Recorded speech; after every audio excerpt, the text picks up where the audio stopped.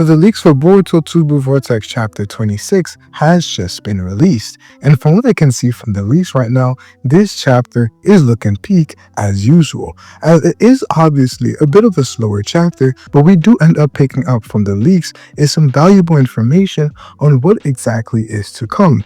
The setup that we have been seeing happening chapter by chapter is starting to pay off for this chapter, especially as a chapter cover for this chapter is Momoshiki, and we can see both of his renegades. I really like this. This is one of my favorite Momoshiki panels. I like the background that we're currently seeing.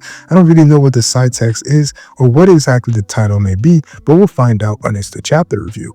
The first page that was actually revealed is that sneak peek page that we saw, where we have Inigen that ends up meeting with Himawari.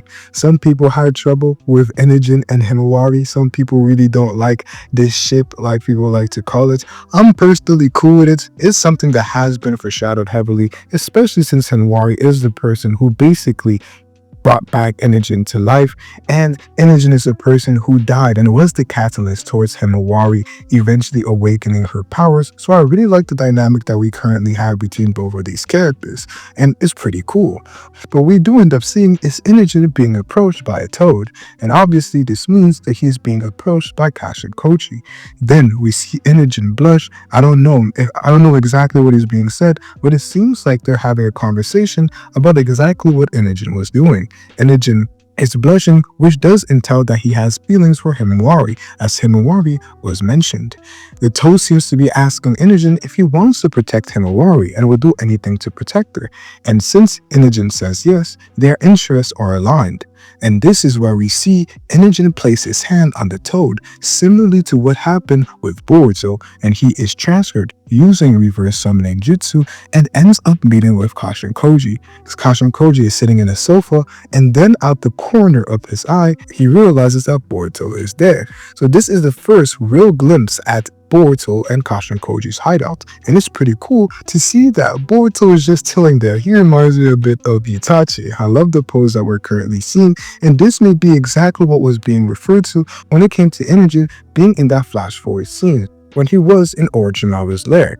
Then we end up going to Jura, who is having this conversation with Hidari and Bug. They're discussing aspects of Missouri, and he's reminiscing on the fact that he cried. And we do see a Jura cry again after it appears like he was reading some sort of a book. So it seems like Jura is getting a better understanding of exactly what his emotions are, and through that he's actually able to produce tears not once but twice. Once by seeing one of his comrades die and seeing the pain that she experienced, and another by actually reading a story that moved him. It is said that he didn't really think the story was going to be that deep and that interesting, but he was wrong in the end, as the story ended up making him cry.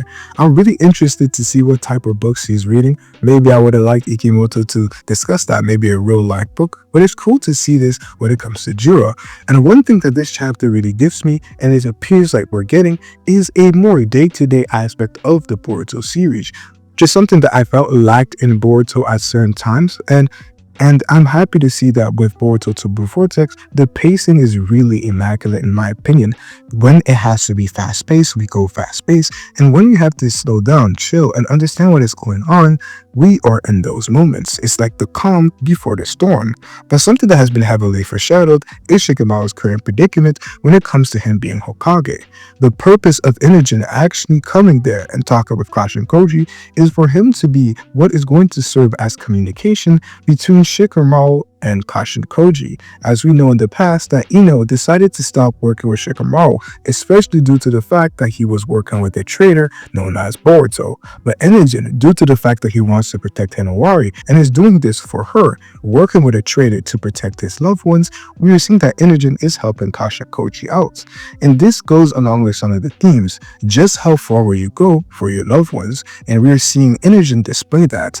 In this chapter, some people said, oh, I don't want Inigen to be that important. Why is Inigen taking screen time? These are the reason why. Inigen, and especially Team 10, they will have a role to play. And this chapter, at least from the leaks alone, has really started to make me like Inigen a lot more.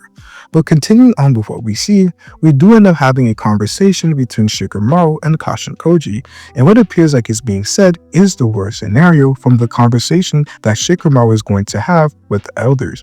And that worst scenario is Shikamaru potentially being kicked out of being the Hokage. He may lose his position, and a new Hokage will be appointed, and that is what Kashin Koji doesn't want to take place. We are introduced to a new character, and this character appears to be the assistant of the feudal lord of the daimyo, and he is acting as the representative in this conversation, where he is expressing the wishes of the daimyo. We already know that the daimyo has about a love for Naruto, which is basically why he is so angry that Shikamaru let Boruto escape. And the whole gist of the conversation seems to point towards the fact that they may be aware that Shikamaru, or at least somebody, was a traitor that allowed Boruto to escape. Boruto escaping had consequences, and I'm happy that the story explores this in a political manner. This just gives more world building towards the series. There was an aspect that I believe lacked in certain instances in Boruto, and I'm quite happy to see that. So the Boruto story right now, it feels like we're actually living a day-to-day aspect. Everything is checking out the various mistakes that are being made with Boruto being captured, and then there are real-life consequences to the decisions that are being made. All of this is pointing out that Shikamaru is not going to be the Hokage for so long, and that is my personal opinion, which means that there is a good chance that a new Hokage is appointed. So right now, let me know in the comment section below who you think is going to be the new Hokage. And if a new Hokage is going to be appointed, it means that Boruto's position in the village, and when it comes to the Leaf pursuing him and the other nations, is going to get a lot harder. So Boruto is simply going to generate more and more enemies. But there is a problem that is being pointed at: the fact that Konohamaru is actually defending Shikamaru and defending Boruto. He claims that Boruto actually protected him, and from Konohamaru's perspective, he doesn't believe that Boruto is a bad person per se, or at least when it comes to the Senju. But hearing that from those other people, they are not happy at all, and they start believing that Konohamaru is committing treason. He is basically betraying the Leaf, and due to that, he is going to be locked up and interrogated. And that is what we see end up taking place with Konohamaru. As he is taken away by other guards, he is a little bit resisting everything that is taking place, but at the end, he is still taken away. I really like the fact that we had a new character introduced. He looks cockeyed. He looks like he has issues when it comes to his eyes. He obviously looks like we're not supposed to like him, and I truly do believe he is going to cause even more trouble in the Leaf, and ultimately destabilize Shikamaru's position, which will ultimately lead towards a new Hokage being brought up. And I really then wonder what exactly will Shikamaru do at that point. And after all of this has taken place, now we have the conversation between Boruto and Kashin Koji. And with the tensions that we have currently been made aware of between Kashin Koji and Boruto, it seems like they're not having this discussion, where Boruto has decided to personally get with Momoshiki, and Kashin Koji is aware of that. I don't think Kashin Koji necessarily saw what took place, but he saw the fact that Boruto was using a technique to eventually go and talk with Momoshiki, and they're really not happy with each other at all. The argument on one side for Boruto is that you simply are going to let a lot of people die. So I'm going to have to take things onto my own hands to prevent most people from dying. I'm not going to let you use random shinobis as pawns. So Boruto doesn't really trust Kashin Koji, and he's going down his own current path. We just see Boruto maturing a lot more, and I like the aspect of Boruto looking a lot older than his peers, because when you look at Boruto and Inigen, they look like they're not the same age, but they actually are. And why is that? It is due to the simple stress that Boruto has been in. He has been forced to mature, which is evident in his own personal character design, as he looks much older, acts much older, because he has been forced in that predicament. And this is something that Kashin Koji does remind him that he has to stop being childish, as Kashin Koji believes that his attitude right now of trying to protect everybody is a silly, childish idea, and all his criticism doesn't really make sense, as what he is doing is moving everybody towards the most certain outcome of the best future taking place. But Boruto basically doesn't agree with this, and he is, I'm gonna go down my own path. We do end up seeing that Inigen is personally telling them to stop, and he's trying to get them to work together. But Boruto, it's like he has made his mind up. He's going to do what he deems to be the best move, as he doesn't want to go against his own principles, his ninja way, as we saw Naruto discuss a lot in the past. And then we end up getting a conversation between Kashin Koji and Shikamaru, where Mamushi is going to be attacking a week from now, and he's laying down the weaknesses of Mamushi alongside his abilities. Inigen's main purpose, Inigen has now become another accomplice, which is something that he has been made aware of. But what I really like about Inigen is that he accepts that. It shows a lot of maturity to understand that, yes, for Himawari, for somebody I love, for somebody I sacrificed in my life, I will put myself in more danger to protect her, which is one of the biggest themes and one of the most important themes in the Boruto series. We see that with Boruto, we see that with Kawaki, and we see that with multiple different characters, and it makes Inigen an even more likable character. So right now, out of Team 10, he is honestly my favorite. A lot of people count him, but I really like the determination that he does end up showing, as he really doesn't have to do this, but he understands what has to be done to protect his loved ones. Just like all the major characters in the story have come to that same realization. Now we end up going to a conversation between Ida, Sarada, Surime, and Daemon, and this is why the confession between Surime and Sarada had a lot of importance, both in a good and bad way. Obviously they cleared out the tension, but the fact that they're in love with Boruto does have a bit of contradictions, as they're basically supposed to be enchanted by Ida.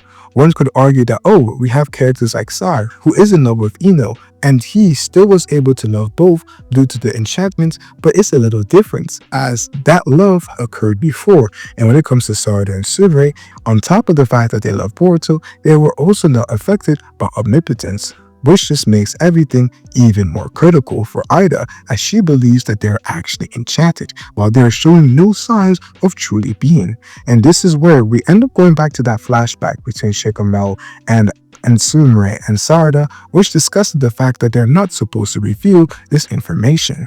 However, we do see a bad move from Sarada, in my personal opinion, which was when they are being questioned, instead of continuing to die down like they did before, we have Sarada who actually awakens her Mangekyo Sharingan. Now I don't know exactly what she does, or maybe this may be a hint towards her second ability, which could potentially maybe be a genjutsu that she was trying to put Ida on or somebody else, but Daemon, as the knight, was able to stop that, was able to stop whatever she had planned before it ended up taking place. And they are both grabbed by the neck, where Daemon says, "That was a bad move. I know you were trying to do something, but is it even worth it if you were going to die before using it? It had no meaning." So Daemon is getting pretty edged. Daemon is on edge. Ida is on edge. Everybody is on edge. This is truly the calm before the storm. So what exactly will be taking place? This is where the page ends, and we're going to be learning more about this in the chapter to come.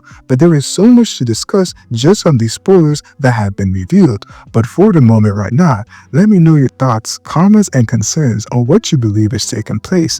This chapter is a bit of a common one, but it is what we really needed to see in this chapter. We're building up the character of Inigen. We're seeing more tension between Ida, Surime, and Daemon, as this was going to be something that had to be discussed at some point, and I'm happy to see that we are moving towards that. Boruto and Kashin Koji are still not getting along, and there is so much more that we have to see.